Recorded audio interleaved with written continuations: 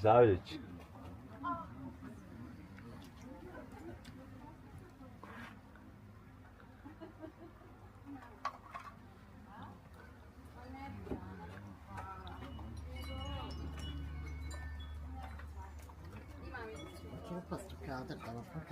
Može, pričajte ako želite nešto da... Ne volim ja pričati, ovo je suprug je krivac ovom svemu, ali ima ona lijepo, interesantno za posjetu.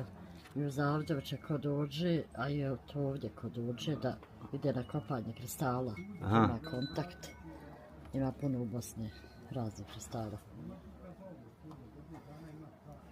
Danas je suprug odvojao jednu grupu.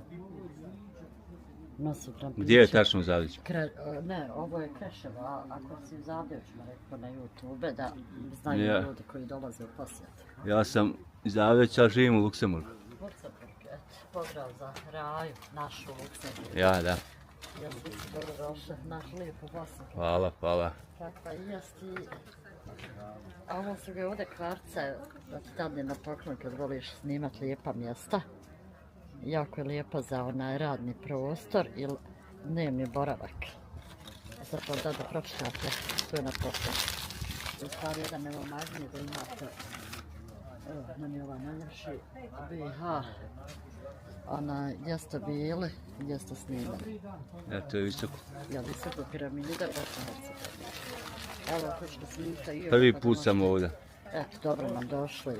Interesantno jedno mjesto. Tu je na bosanski, a ima i na engleski sa druge strane.